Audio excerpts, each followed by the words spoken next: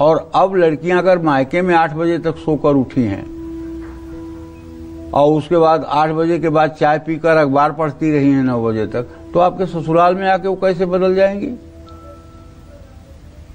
ठीक है। और लड़का भी 25 साल 30 साल की उम्र में तमाम दोस्ती कर लिया है, दोस्तों के साथ घूम टहल लिया है, अब उसे भी एकनिष्ठ होने में तो समय लगेगा ना।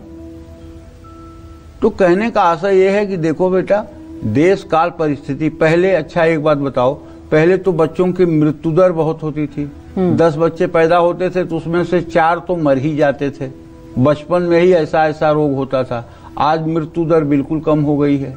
आज बच्चे पैदा होते हैं, ऑक्सीजन नहीं है तो ऑक्सीजन लगा दिया जाता है, पीलिया है तो उसका इलाज हो जाता है, और कोई रोग है तो उसका नर्सरी में रख के इलाज हो जाता है। आज बच्चों की मृत्यु दर देखा जाए तो 1% से ज्यादा नहीं है। तो ये भी तो है ना।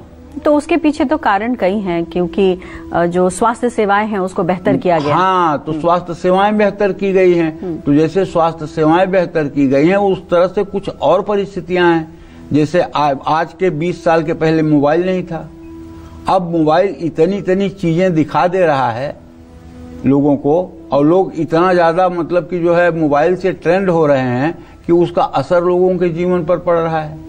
कल मेरी एक छोटी सी पोती है, अपनी माँ को कहती है, अच्छा तू रुक, अभी मैं तुझे सबक सिखाती हूँ। अब वो 3 साल की लड़की ऐसे बोल रही है, तो मैं तो दंग हो गया। मैंने पूछा क्या बोल रही है, तो उसकी माँ ने कहा कि जो टीवी में देखती है वही बोल रही है, जो बच्चे कार्टून में बोलते हैं वही बोल रही है।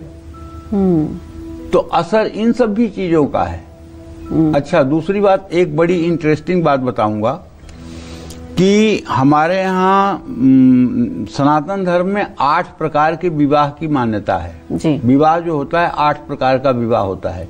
जो विवाह आम प्रचलन में है इसको ब्रह्म विवाह कहते हैं, ठीक है। एक होता है गंधर्व विवाह जी। एक होता है यक्ष विवाह, एक होता है देव विवाह, एक होता है पिशाच विवाह, एक होता है म्लेच्छ विवाह। ऐसे विवाहों की 8 संख्या है। अब दिल्ली में हम देख रहे हैं कि एक विवाह की नई पद्धति छप गई है, उसका नाम है सुगम विवाह पद्धति, और ऊपर हेडिंग में लिखा हुआ है 1 घंटे में पूरे विवाह का कार्यक्रम संपन्न कर सकते हैं। जबकि ठीक से अगर विवाह कराया जाए, शास्त्र सम्मत तरीके से ब्रह्म विवाह कराया जाए, तो 3.5 घंटे से कम के समय में विवाह संपन्न हो ही नहीं सकता है, अगर कहीं विलंब न किया जाए तो।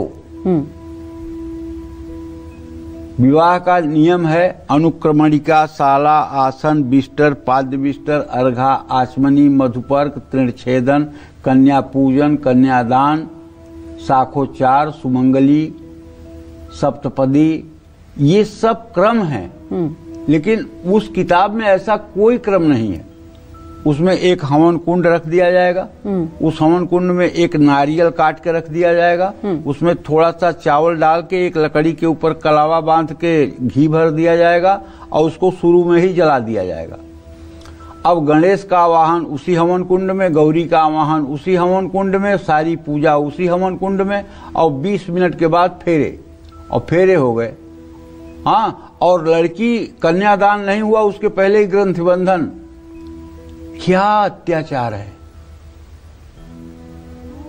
मतलब मैं तो और कुछ नहीं कह सकता हूं, लेकिन ब्राह्मणों से कहना चाहता हूं, जो जीविका करते हैं, जो कमाई करते हैं, इससे जो रोटी खाते हैं इसकी, उन्हें चाहिए कि जो जजमान इस तरह की पूजा कराने के लिए कहे, उससे आप कह दो कि आप अपनी पूजा किसी से करवा लो, मैं ना करवाने वाला। मैं कराऊंगा तो 3.5 घंटे वाली कराऊंगा, आप किसी से करा लो। क्यों? क्योंकि आप भी कर्ता, प्रेरक, अनुमोदक, कोई भी पाप कर्म हो तो उसमें 3 लोग भागीदारी होते हैं, एक तो करने वाला, और एक उसकी प्रेरणा देने वाला, और एक उसका अनुमोदन करने वाला। तो आप भी उस पाप के भागीदार होंगे, क्योंकि आप दक्षिणा ले रहे हैं। अगर आप कह दीजिए कि नहीं मैं 3.5 घंटे वाली पूजा कराऊंगा, दक्षिणा आपको देना हो दीजिएगा, न देना हो न दीजिएगा, लेकिन ये पाप मेरे सर पे मत ला दिए, इस तरह की विवाह मैं नहीं कराऊंगा, तो क्या बुरा हो जाएगा? लोगों को मजबूर होना पड़ेगा और फिर से अपने रास्ते पे आना पड़ेगा, ब्रह्म विवाह की पद्धति में आना पड़ेगा। न स्वस्तिवाचन हो रहा है, न गणेश का मतलब कि पूजन ठीक से हो रहा है, न गौरी मैया का पूजन हो रहा है। गाय की गौरी तो गायब ही हो गई। गणेश, कुबेर, अरेमा की पूजा नहीं हो रही है। कन्या पूजन नहीं हो रहा है। कन्या का चरण नहीं धोया जा रहा है। वर का चरण नहीं धोया जा रहा है। क्या है? हमने एक दो लोगों से पूछा, उन्होंने कहा दिल्ली की शादियां तो ऐसे ही हो रही हैं। अब क्या कह सकते हैं जी। अच्छा, और वर पक्ष वाले या कन्या पक्ष वाले इंस्ट्रक्शन दे देते हैं कि मुझे आधे घंटे में शादी चाहिए। अरे तो शादी ही क्यों करते हो जी? सीधे सीधे कह दो हो गई शादी। एक फॉर्मेलिटी क्यों कर रहे हो? और ब्रह्म विवाह पद्धति में कितना भी विद्वान और तेज पंडित हो, कितनी भी सामग्री उपलब्ध हो, अगर आप कितना जल्दी जल्दी शादी कराओगे तब भी 3.5 घंटे का समय लगेगा बेटा जी। ये बहुत बड़ा यज्ञ है। विवाह बहुत बड़ा यज्ञ है। इससे बड़ा यज्ञ कुछ हो नहीं सकता। विवाह और संतानों उत्पत्ति के लिए गर्भाधान, ये बहुत बड़े यज्ञ हैं। इनको सांसारिक कर्म करके कभी नहीं समझना चाहिए, क्योंकि विवाह से आपका पूरा जीवन जुड़ा हुआ है और गर्भाधान से आपके आने वाले भविष्य का निर्माता आएगा। अगर वो यज्ञ बहुत सुंदर और सात्विक होगी तो आपका वो जो कैरेक्टर लिखने वाला आएगा वो अच्छा ही आएगा। इन सब बातों पर तो ध्यान देने की जरूरत है ना। जी बिल्कुल। आज मतलब हम आधुनिक सभ्यता में पढ़ करके जिस तरह की दौड़ में शामिल हो रहे हैं, ये हम अपने पतन को निमंत्रण दे रहे हैं। बिल्कुल महत्वपूर्ण बातें हैं ये।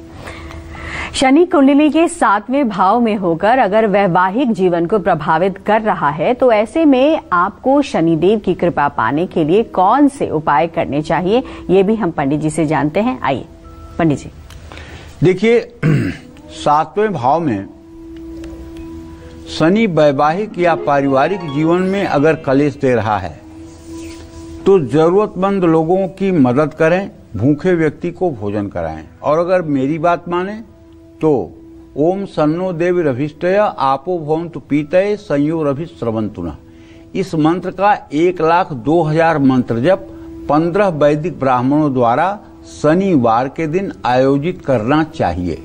और हवन तर्पण मार्जन करने के बाद उन 15 ब्राह्मणों को भोजन करा के दक्षिणा देनी चाहिए। ये उपाय अगर आपने कर लिया और ये उपाय 3-3 साल के बाद आपने 4 बार कर लिया तो पूरा जीवन आपका ठीक रहेगा। किन्हीं किन्हीं लोगों का ऐसा होता है कि वैवाहिक जीवन में समरसता तो रहती है लेकिन पति या पत्नी की सेहत खराब रहती है। और जब शनि 7वें भाव में होगा तो सबसे बड़ी बीमारी जो होती है वो 2 चीजों की होती है। एक नस संबंधी बीमारी होती है, नसों का खिंचाव होता है, और दूसरा भयंकर एसिडिटी और वायु विकार की प्रॉब्लम होती है। ये 2 समस्याएं जीवन में आती हैं। लेकिन अगर शनि की शांति हो जाए और पीपल के नीचे सरसों के तेल का दिया शनिवार को जलाकर पीपल की परिक्रमा होती रहे तो एकदम मामला ठीक हो जाएगा। और ऐसे कुंडली के लोगों को कभी भूल करके मांसाहार और शराब का सेवन नहीं करना चाहिए। वैसे तो मांसाहार और शराब का सेवन हमारे सनातन धर्म में सभी लोगों के लिए मनाही है, लेकिन कुंडली में जब यह योग हो तो मांसाहार और शराब जहर का काम करेगा। झूठ बोलना, किसी को धोखा देना और अपने कैरेक्टर की निगरानी रखना चाहिए। नेत्रहीन लोगों की मदद करना चाहिए। कोई हरा भरा पेड़ नहीं काटना चाहिए, न ही दूसरों को हरा भरा पेड़ काटने देना चाहिए। अपने से कमजोर लोगों को या जानवरों की मदद करनी चाहिए। गाय, कुत्ता, बंदर को कुछ खिलाना चाहिए। शनिवार को भगवान भैरव की पूजा करना चाहिए। मंदिर में दर्शन पूजन करने के लिए जाना चाहिए। वैवाहिक जीवन में बहुत अगर कलेश है तो शिव मंदिर जाकर शिवलिंग पर जलाभिषेक करना चाहिए। अपनी क्षमता के अनुसार महीने में 1 बार शुक्ल पक्ष की पंचमी तिथि पर रुद्राभिषेक कराना चाहिए। हर शनिवार को पीपल के पेड़ के नीचे सरसों के तेल का दिया जलाना चाहिए। अपने घर में हनुमान चालीसा का पाठ करना चाहिए। जय मां विंध्यवासिनी। पंडित जी, इस बीच एक और दर्शक हमारे साथ जुड़ गई हैं, दीपा है भोपाल से। दीपा जी, बहुत बहुत स्वागत है आपका। सवाल करिए पंडित जी से। वासनी। हाँ बोलो दीपा।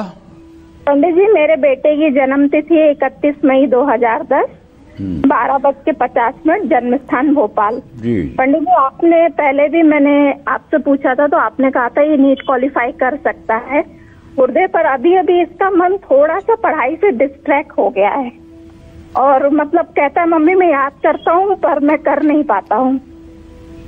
तो ऐसा है, देखो मैं तो यही कहूँगा कि अभी तो बेटा आपका 15 साल का ही हुआ है और 2010 का आपने जन्म अगर बताया है तो मैं आपको एक उपाय बता रहा हूँ। उपाय ये है कि आप अपने बेटे के लिए एक सूर्य की शांति करवा दीजिए।